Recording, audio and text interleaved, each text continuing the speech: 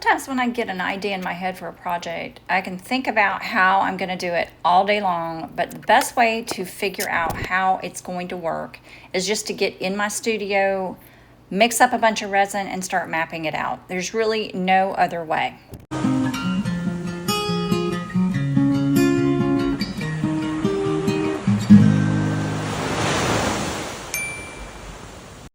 The resin I'm using for this project is the Bond Crafter casting resin, which is perfect for molds, and I let it sit for about 4 hours to allow it to thicken. And the reason I did that is because I thought that I could stain my oyster shells in the thickened resin and form a shell bowl that way.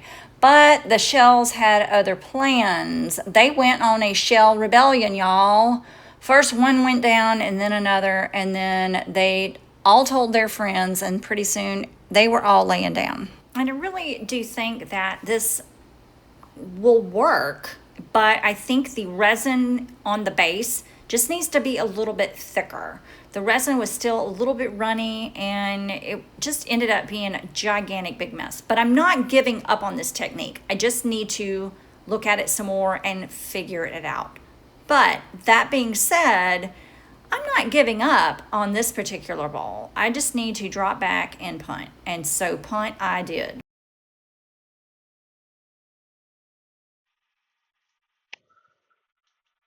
I think I just discovered by accident a new way. Oh my goodness. Okay. So we're going to pivot real quick. I think I might have just on accident with this failed experiment. But you know what? It's not a failed experiment. It's just an experiment that didn't work out the way I thought. And now I'm having to pivot really quick. And I think I might have just found a new, different way of doing this. I need to put this somewhere now. So let's put it right there. Do I want to get one more in here if I can? So in case you haven't figured it out yet, what I've done is taken the shells from my failed experiment and moved it over into another empty mold, and boom, I have a new method of making an oyster shell bowl. The shells already have resin on them. The resin's nice and sticky, and I'm just sort of nesting them together in this empty mold, and it is working. I mean, it's working really, really well. I'm able to move them around and kind of shape it the way that I want to.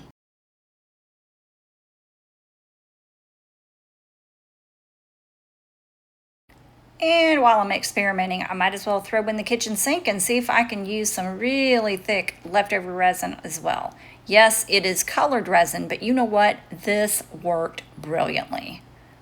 Absolutely gorgeous.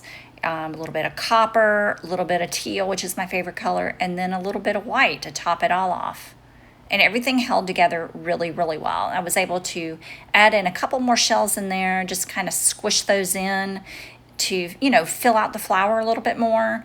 And it all stayed together. And I absolutely love the addition of the colored resin. This was just, a little happy accident, a little quirk, little happy accident. But it turned out so, so well. I'm actually going to try this on purpose again.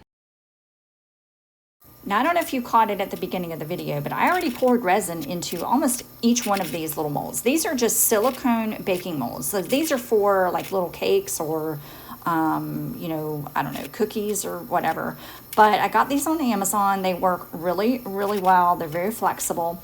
So because I had resin already in the cups, I needed to do something with them. So I just decided to go ahead and fill these up with oyster shells and see if I could create the magic again. And lo and behold, this method works so well. I was able to make not just the one, but I was able to make 3 more of these little oyster shell flower bowls. Works so, so well.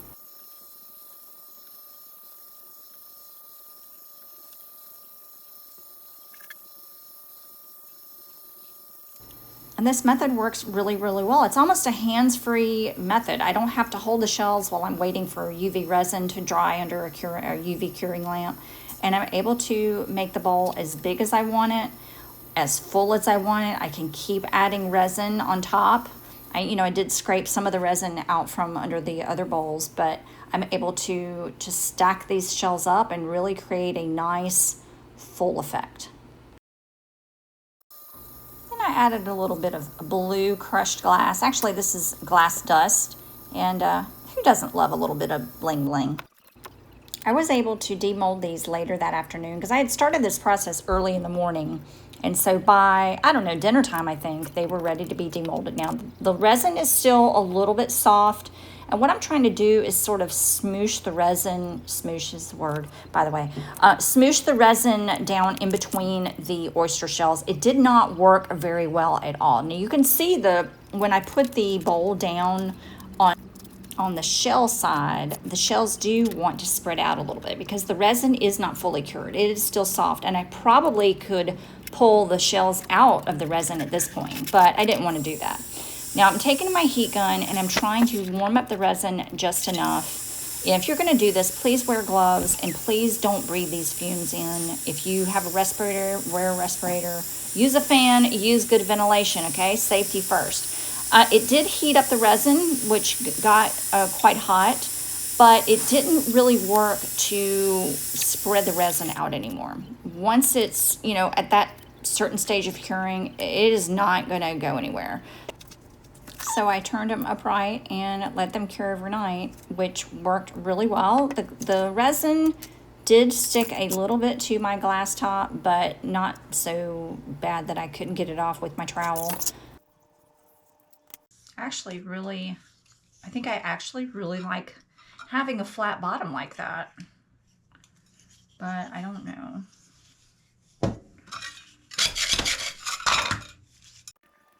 Having a flat bottom like that allows the oyster shell flour to sit on the surface without going all cattywampus and being uneven. And you can always put a piece of felt underneath if you want to. Now, I don't really like how thick it is, how thick the base is, but I'm not going to Dremel it out. I'm not going to do all that because that's, kind of toxic. And in this case, it's not really necessary. The next time I do this, I probably will not use as much resin, but I have a plan for the next time. I'm not done with this technique at all. So now I'm using my UV resin curing lamp, which is the Let's Resin brand, and I think I'm using the Bondcrafter UV resin. Sorry, I lost my brains there for a minute. I do have my door open, my fan is going, and my window is open, even though it is a frigid 40 degrees in Florida. Not breathing those fumes in. And please don't come after me for not wearing gloves. You don't have to wear gloves every single time, only if you're going to be physically touching the resin. The little resin drips that I'm taking out of the cups, there is no danger in touching those with your hands. It is okay. So I'm just adding little pearls and little embellishments to these oysters with the UV resin, just to kind of bling them up a little bit. I am so glad that I did not give up when my original plan didn't work. I could have just tossed it all in the trash and called it a day, but I didn't. I wanted to make the most of this situation, and I'm not even going to call it a bad situation. It was just I needed to drop back and punt, and that's what I did, and I found a great new method for making these flower bowls, if that's what we want to call it. And look at the base. They're nice and flat. They stay on my surface nice and flat. They don't get all wobbly. This is going to be a great method. I am going to work on this a little bit more just to see if I can perfect it a little bit more and maybe not use so much resin so the base is not so thick. But overall, I'm really, really happy.